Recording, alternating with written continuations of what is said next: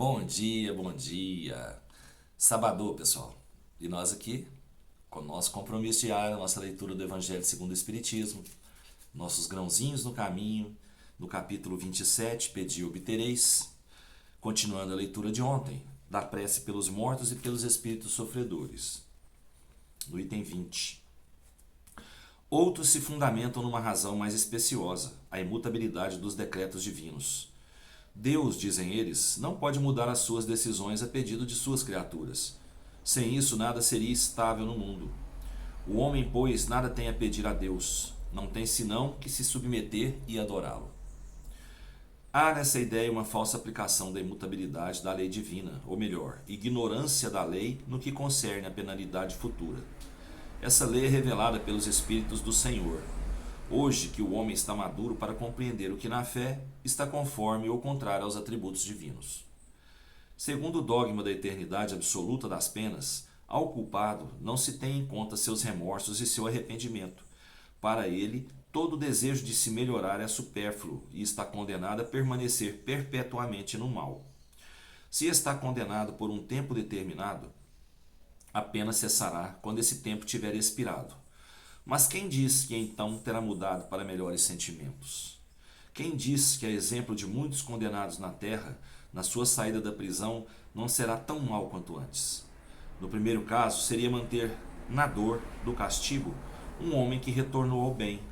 No segundo, agraciar aquele que permaneceu culpado.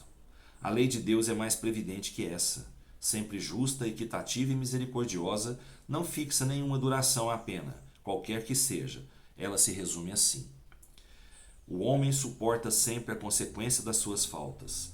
Não há uma só infração à lei de Deus que não tenha punição. A severidade do castigo é proporcional à gravidade da falta. A duração do castigo para qualquer falta é indeterminada e está subordinada ao arrependimento do culpado e seu retorno ao bem. A pena dura tanto quanto a obstinação no mal, e seria perpétua se a obstinação fosse perpétua, de curta duração, se o arrependimento chega logo. Desde que o culpado clame por misericórdia, Deus o ouve e lhe envia a esperança. Mas o simples remorso do mal não basta, pois é preciso a reparação. Por isso, o culpado é submetido a novas provas, nas quais pode sempre, por sua vontade, fazer o bem em reparação ao mal que fez. O homem é, assim, constantemente, o árbitro de sua própria sorte, podendo abreviar seu suplício ou prolongá-lo indefinidamente. Sua felicidade ou sua infelicidade dependem da sua vontade de fazer o bem. Tal é a lei, imutável e conforme a bondade e a justiça de Deus. O espírito culpado e infeliz pode assim sempre salvar-se a si mesmo. A lei de Deus lhe diz que em que condições pode fazê-lo. Frequentemente o que lhe falta é a vontade, a força, a coragem. Se por nossas preces nós lhe inspiramos essa vontade, se o sustentamos e encorajamos, se por nossos conselhos nós lhe damos as luzes que lhes faltam, ao invés de solicitar a Deus a derrogação da sua lei, nos tornamos instrumentos para a execução da sua lei de amor e de caridade, na qual ele nos permite assim participar, dando nós mesmos uma prova de caridade.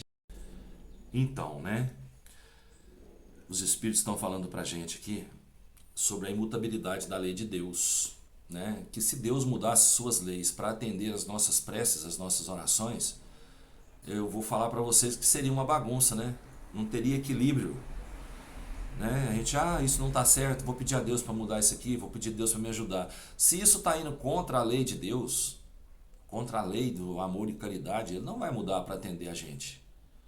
Ele tem todo o poder, perdão, ele tem todo o poder para mudar as suas leis, certo? Só que, se for para prejudicar alguém no caminho, desculpe, estou resfriado. Se for para prejudicar alguém, essa lei para atender uma pessoa ser mudada e deixar outra no prejuízo, não vai acontecer essa mudança. Por isso que Deus, ele tem esse poder todo. Ele tem esse poder todo e ele é justo e misericordioso.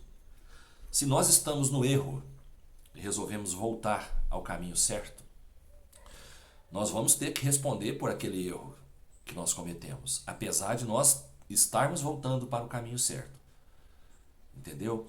Nós vamos pagar por esse erro um dia, com certeza. Mas a pena será menor, porque nós nos arrependemos e voltamos para o caminho certo.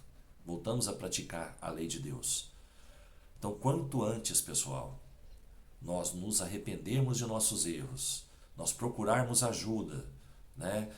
Nós praticarmos a lei de amor e caridade, quanto antes, mais cedo nossas penas serão abreviadas, né? Serão derrogadas. Então, se a gente está rezando para alguém, pedindo força, porque a gente sabe que aquele irmão está num caminho errado, a gente está pedindo a ele, para ele, né? A força, a coragem, né? E que ele tenha a vontade, ele mesmo, de buscar o arrependimento e de mudar o seu caminho.